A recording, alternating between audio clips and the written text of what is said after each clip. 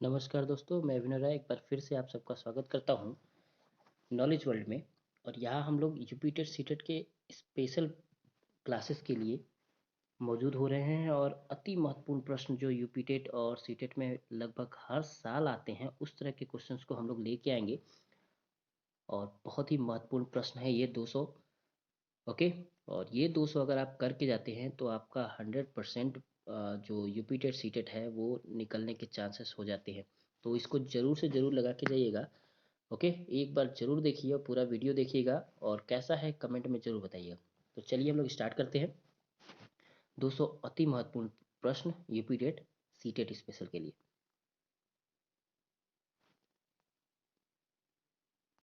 Okay, तो start करते हैं हम लोग। सबसे इम्पोर्टेंट पियाजे। और हर जगह ये आते हैं पियाजे से क्वेश्चंस, याद रखिएगा सीटेट यूपीटेट सब में। तो बात करते हैं पियाजे के अनुसार निम्नलिखित में से कौन सी अवस्था है जिसमें बच्चा अमूर्त संकल्पनाओं के विषय में तार्किक चिंतन करना आरंभ करता है। मूर्त संक्रियात्मक अवस्था, औपचारिक संक्रियात्मक अवस्था, संवेदी प्रेरक अवस्था या पूर्व संक्रियात्मक अवस्था। तो याद रखिए बात हो रहा है अमूर्त संक्रियात्मक संकल्पनात्मक का। तो किसमें करेगा? औपचारिक संक्रियात्मक अवस्था। ओके, किसमें करेगा? सबसे लास्ट, जो चार में से सबसे लास्ट होता है उसमें अमूर्त करता है, और वो है औपचारिक संक्रियात्मक अवस्था। ओके, तो 200 प्रश्न है, थोड़ा सा हम लोग स्पीड में करेंगे। आप लोग एक बार कवर अप करके बताइएगा कि आपके कितने आंसर सही हो रहे हैं। ओके, तो स्टार्ट करते हैं। सेकेंड क्वेश्चन है, बच्चों में बौद्धिक विकास की चार विशिष्ट अवस्थाओं की पहचान की गई है। किसने किया है? ये कोहलबर्ग ने किया है, रिक्शन ने, स्किनर ने या पियाजे ने?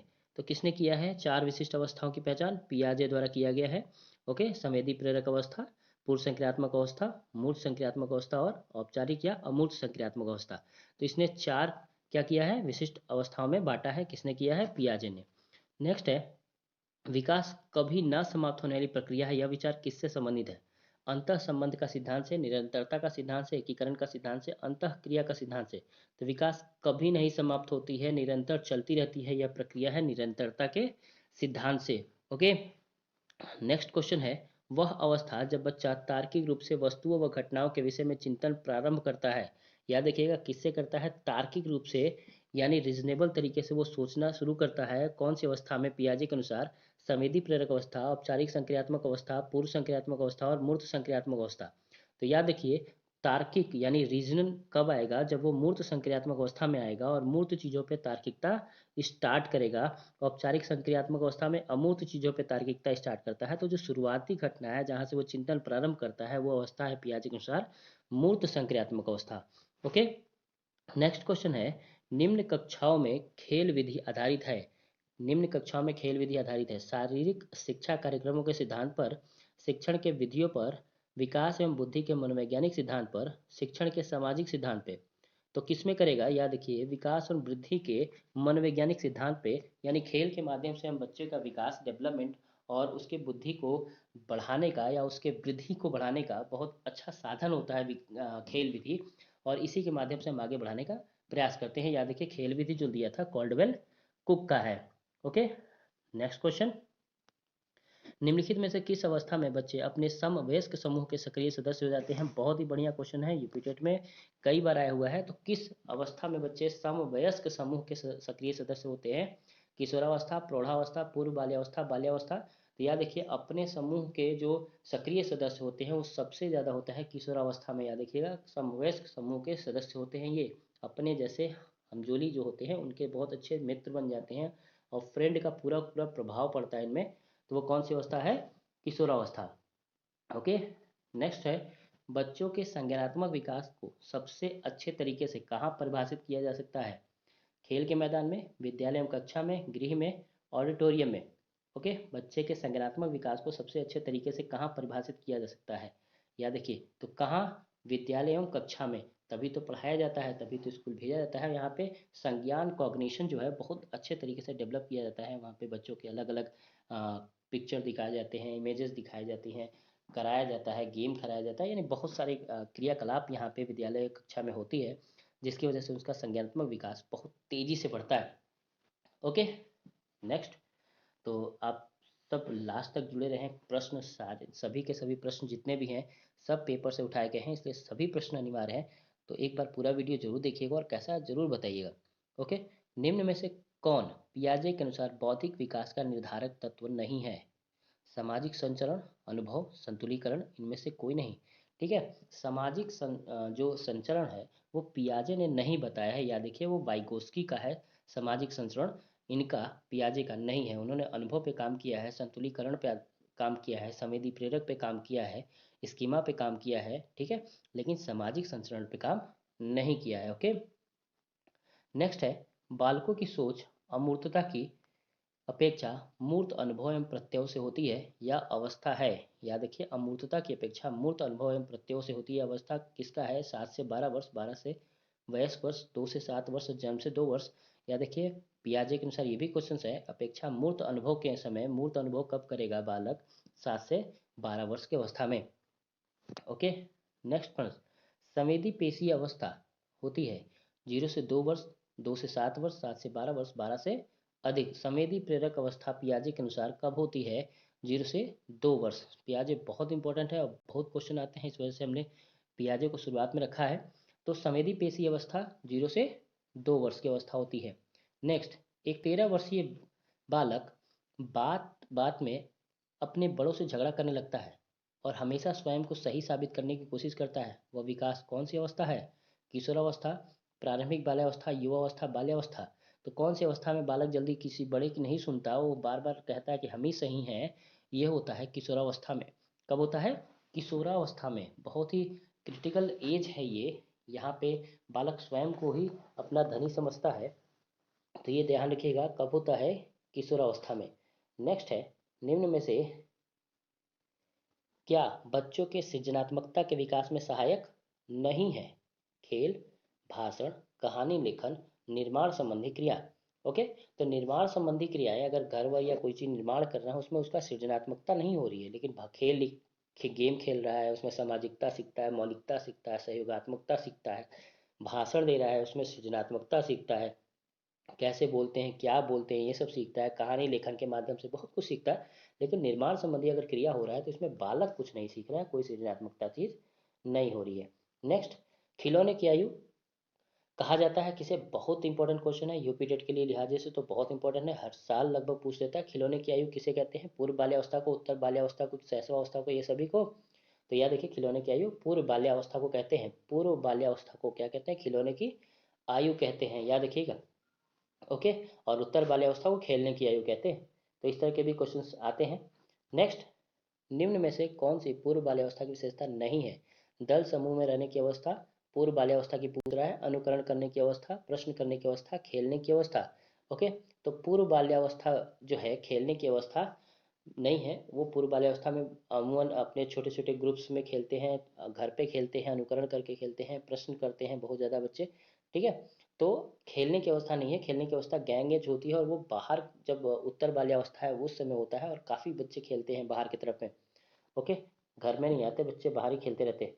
नेक्स्ट है, उत्तर बाल्यावस्था में बालक भौतिक वस्तुओं के किस आवश्यक तत्व में परिवर्तन समझने लगता है? ओके। कब? उत्तर बाल्यावस्था में। द्रव्यमान, द्रव्यमान और संख्या, संख्या, द्रव्यमान, संख्या और क्षेत्र। किस समय समझता है उत्तर बाल्यावस्था में? भौतिक वस्तुओं में क्या है? द्रव्यमान, संख्या और क्षेत्र के बारे में बालक समझ जाता है। याद रखिएगा, उत्तर बाल्यावस्था में बालक द्रव्यमान, संख्या और क्षेत्र के बारे में समझ जाता है। नेक्स्ट है, व्यक्तित्व अस्थाई समायोजन है पर्यावरण के साथ, जीवन के साथ, प्रकृति के साथ, सभी के साथ। बहुत आसान सा क्वेश्चन है, सभी के साथ है। व्यक्ति का स्थायी समायोजन, पर्यावरण है, जीवन है, प्रकृति है, सभी ही क्या है? समायोजन है। दूसरे वर्ष के अंत तक शिशु का शब्द भंडार हो जाता है कितना? 100 शब्द, 60 शब्द, 50 शब्द, 10 शब्द। तो शिशु का जो शब्द भंडार है दूसरे वर्ष के अंत में 100 शब्द हो जाता है। यानी शुरुआती अवस्था जो होता है संवेदी प्रेरक अवस्था, उसमें हम धीरे धीरे धीरे धीरे जो चीज़ें हैं ज्ञानेंद्रियों के माध्यम से और ये सब चीज़ें सिखाने लगते हैं, तो अमूमन 100 शब्द बच्चा सीख जाता है। शर्म तथा गर्व जैसी भावना का विकास किस अवस्था में होता है? शर्म यानी बच्चा शर्माने लगता है, गर्व करता है अपने ऊपर। शैशवावस्था, बाल्यावस्था, किशोरावस्था, वृद्धावस्था। तो कौन सी अवस्था है? बाल्यावस्था में शर्म और गर्व दोनों जैसी अवस्थाएं जागृत हो जाती हैं। नेक्स्ट, मैकडूगल के अनुसार मूल प्रवृत्ति जिज्ञासा का संबंध कौन से संवेग से है? मैकडूगल के अनुसार मूल प्रवृत्ति जिज्ञासा का संबंध कौन से संवेग से है? भय, घृणा, आश्चर्य, भूख। कौन से समय से है मूल प्रवृत्ति? याद रखिएगा, बहुत बार करवाया है मैंने। मूल प्रवृत्ति जिज्ञासा का संबंध किससे है? आश्चर्य से। आश्चर्य है होता है तो हम जिज्ञासु होते हैं, जिज्ञासु होते हैं तो आश्चर्य करते हैं, उस पर खोजबीन निश्चिंतन करना शुरू करते हैं।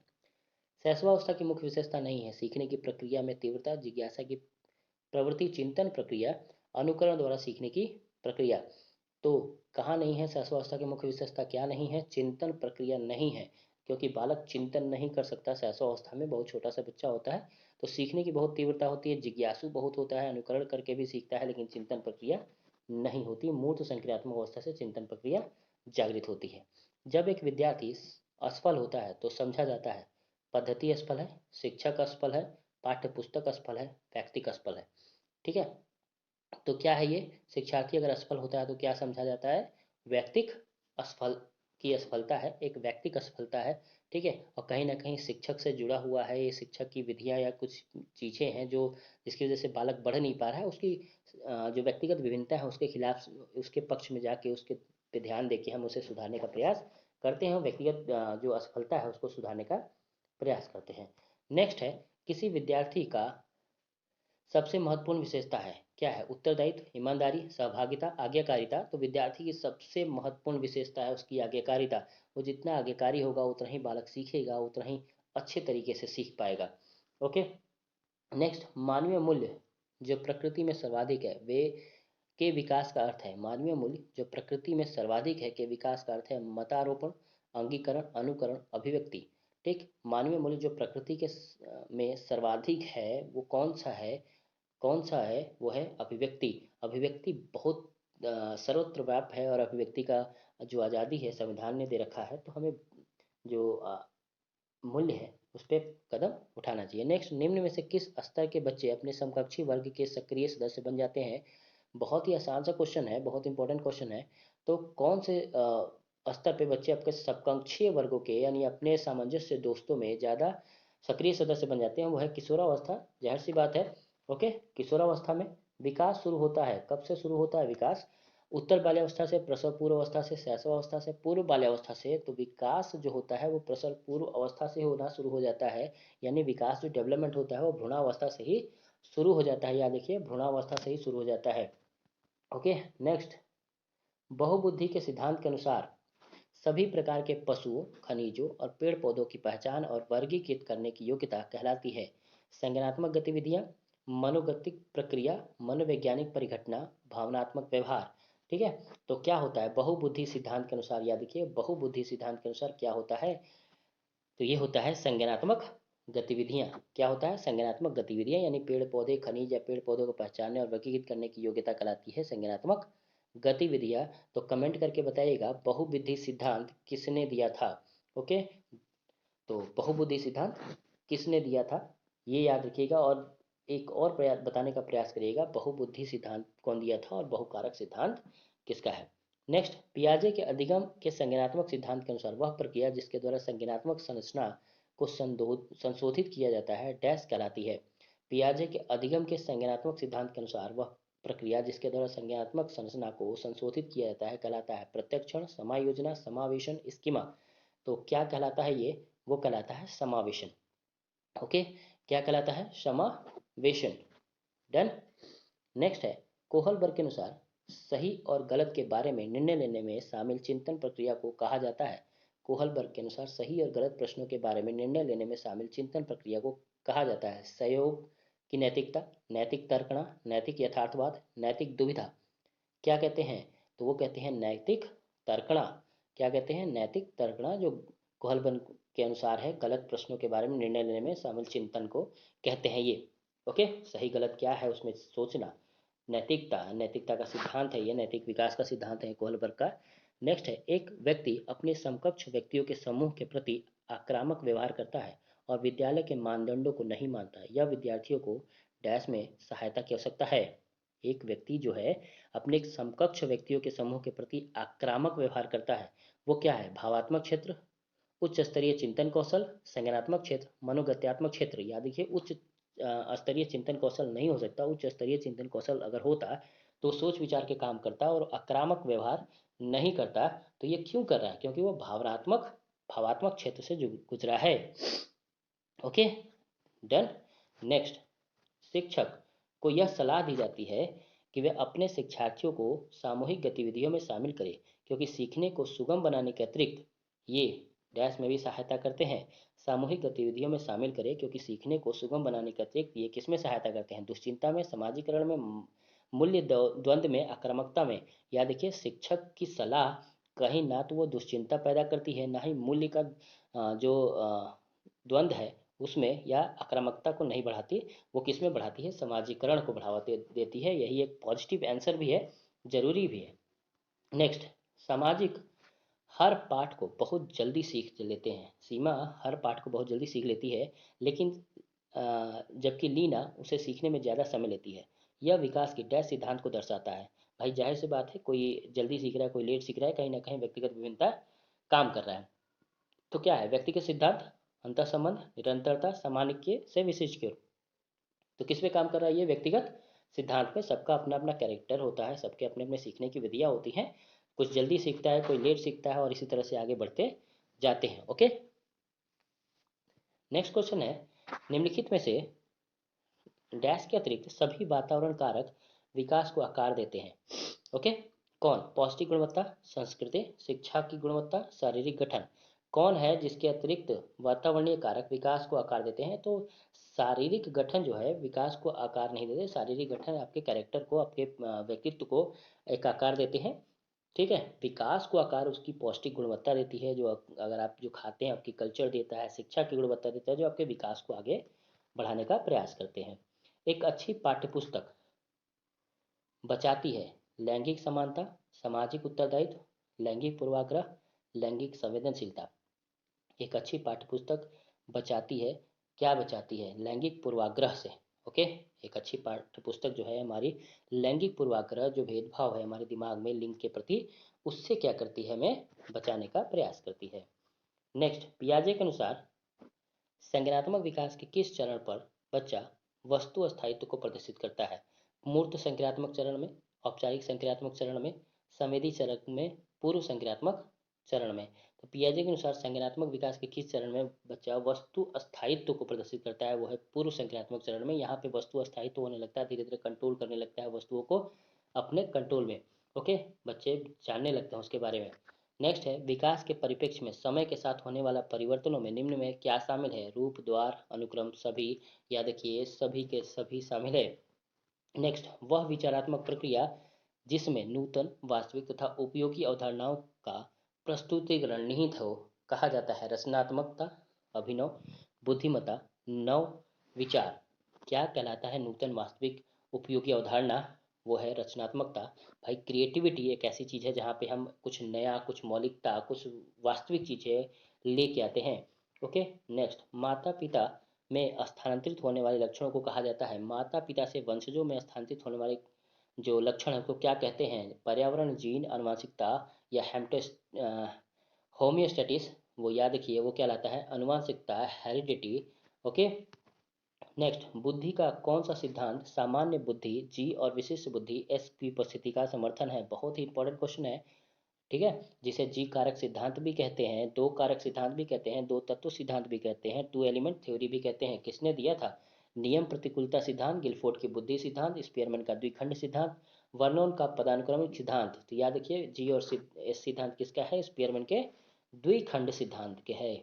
नेक्स्ट, प्रतिबिंब, अवधारणा, प्रतीक एवं संकेत, भाषा, शारीरिक या और मानसिक क्रिया अंतर्निहित है। अनुकूलन, प्रेरक, पेशीय विकास, समस्या समाधान, विचारात्मक प्रक्रिया। ये सभी के सभी कहाँ हैं? विचारात्मक प्रक्रिया में। ओके, नेक्स्ट, सीखने के परिघटना में कौन सा आवश्यक घटक नहीं है?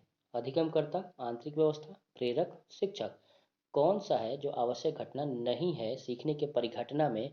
कौन आवश्यक घटना नहीं है? अधिगमकर्ता बिल्कुल है, आंतरिक व्यवस्था जो है वो प्रेरक यानी मोटिवेशन, और शिक्षक।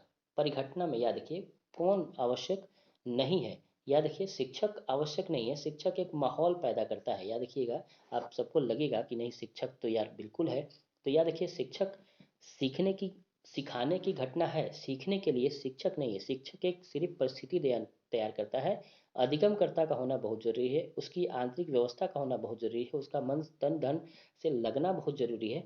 मोटिवेशन बीच बीच में शिक्षक देता रहता है। ठीक है, शिक्षक खुद में एक घटना नहीं है, शिक्षक एक इन्वायरमेंट बना के देता है आपको। ओके, नेक्स्ट, निम्नलिखित में से कौन सा सिद्धांत यह दर्शाता है कि अपेक्षित व्यवहार के सन्निकट सकारात्मक प्रतिक्रिया तथा पुनर्बलन के फलस्वरूप व्यवहारात्मक विकास किया जा सकता है? शास्त्रीय अनुबंधन सिद्धांत में, वाद अनुबंधन सिद्धांत में, ऑपरेट अनुबंधन सिद्धांत में, सामाजिक अनुबंधन सिद्धांत में। तो यह देखिए, ऑपरेट अनुबंधन सिद्धांत में हम लोग क्या करते हैं, या दर्शाते हैं कि सन्निकट जितने भी सकारात्मक प्रतिक्रिया है उसके पुनर्बलन लेते हैं और हम लोग भी आगे बढ़ते हैं। यह ऑपरेट अनुबंधन सिद्धांत कहलाता है। नेक्स्ट, वह प्रक्रिया जिसके द्वारा माता पिता यह अनुमान लगाते हैं कि बच्चे में सभी सकारात्मक गुण हैं, क्योंकि एक गुण सकारात्मक है कहलाता है, यानी एक गुण सकारात्मक है तो उसमें सभी सकारात्मक होगा। ये क्या कहलाता है? परिवेश का प्रभाव, आवर्धन का प्रभाव, प्रभाव का नियम, प्रतिलोम परिवेश का नियम। याद रखिए, ये क्या है? एक परिवेश का प्रभाव है, यानी परिवेश अच्छा है, एक अच्छाई है तो उसमें सब अच्छाई है। और ऐसे भी हम शिक्षक भी करते हैं, मतलब पढ़ने में तेज है तो सभी भी तेज है। ठीक है, तो ऐसा हम लोग करके अपना अनुमान लगा लेते हैं, लेकिन एक्चुअली में है या नहीं तो पूरा जब अनुकरण करेंगे तब जानेंगे। चलिए, नेक्स्ट है, रमेश और अंकित की समान बुद्धि लब्धि 120 है। रमेश अंकित से 2 वर्ष छोटा है। यदि अंकित की आयु 12 वर्ष है तो रमेश की मानसिक आयु होगी। तो क्या करना है इसमें, हमें मानसिक आयु निकालनी है। किसकी? अंकित की आयु 12 वर्ष है और रमेश की मानसिक आयु कितनी होगी? तो इस तरीके से मानसिक आयु निकालेंगे। तो मानसिक आयु का फॉर्मूला होता है, यानी आईक्यू का निकलना फॉर्मूला होता है, आपने पढ़ा होगा, आईक्यू इक्वल टू मानसिक आयु mental ability upon cognitive ability multiply 100। Okay, और इससे हम लोग निकाल लेंगे तो कितना आएगा? 12 वर्ष की अवस्था आएगी। ओके, नेक्स्ट, निम्नलिखित में से कौन सा असतत चर का उदाहरण नहीं है? असतत चर का उदाहरण नहीं है, आयु, लिंग, वैवाहिक, आवश्यक स्थान। आयु नहीं है क्योंकि आयु एक कंटिन्यू फॉर्म में आगे बढ़ता है, वो अचानक से चीजें नहीं बढ़ती। ठीक है, लिंग है, वैवाहिक है, लिंग बदलता नहीं है, एक बार हो गया, वैवाहिक है, आवासीय स्थान है, ये सब चीजें नहीं बदलती। लेकिन आयु जो है एक असतत जो सतत चर है उसके अनुसार ये आगे बढ़ती जाती है। नेक्स्ट है, छात्र की प्रयोगात्मक दक्षता के आकलन का यथोचित रूप है? क्या है? साक्षात्कार, अवलोकन, प्रश्नावली, लिखित परीक्षा। तो क्या है छात्र की प्रयोगात्मक दक्षता का आकलन? वो है अवलोकन। क्या है? अवलोकन। ओके, नेक्स्ट, कक्षा नायक द्वारा प्रयुक्त मूल्यांकन का प्रकार अनुदेशन के समय सीखने के विकास में किया जाता है, कहलाता है नैदानिक मूल्यांकन, फॉर्मेटिव मूल्यांकन, प्लेसमेंट मूल्यांकन या संकलित मूल्यांकन।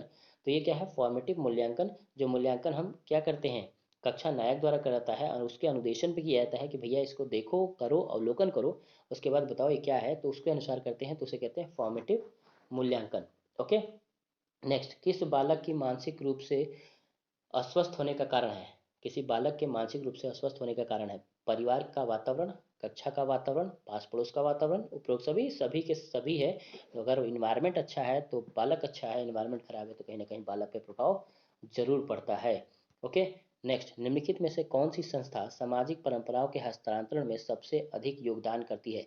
निम्नलिखित में से कौन सी संस्था सामाजिक परंपराओं के हस्तांतरण में सबसे अधिक योगदान करती है? परिवार, विद्यालय, पड़ोस, इनमें से कोई नहीं। तो सबसे ज्यादा योगदान जो करता है वो कौन करता है? हमारा परिवार सामाजिक संस्था में। नेक्स्ट, पियाजे के अनुसार मूर्त संक्रियाओं का स्तर किस अवधि में घटित होता है? जन्म से 2 वर्ष, 2 से 7 वर्ष, 7 से 11 वर्ष, 11 से 15 वर्ष। तो किस वर्ष मूर्त होता है? 7 से 11 वर्ष। ओके, और ये लास्ट क्वेश्चन है, हालांकि हम लोग 200 क्वेश्चन करेंगे लेकिन पार्ट बाई पार्ट करेंगे हम लोग। तो ये लास्ट क्वेश्चन है पार्ट 1 का। बालक में अपराधी प्रवृत्ति के विकसित होने का मुख्य कारण है परिवार का वातावरण, अनुशासनहीनता, आर्थिक अभाव, दोषपूर्ण पाठ्यक्रम। तो विकसित होने का, अपराधी प्रवृत्ति के विकसित होने का सबसे बड़ा कारण है परिवार का वातावरण। याद रखिए, परिवार का वातावरण, परिवार का वातावरण जितना अच्छा होता है विकास भी उतना ही अच्छा होता है। ओके, तो ये पार्ट 1 जो है वो समाप्त हुआ है। हम लोग 200 प्रश्न की श्रृंखला लेके आए हैं और पार्ट बाई पार्ट हम लोग इसको करेंगे। आप लोग पढ़ते रहिए और कमेंट करते रहिए कैसा है। ओके, तो आज के लिए इतना ही। धन्यवाद, नमस्कार।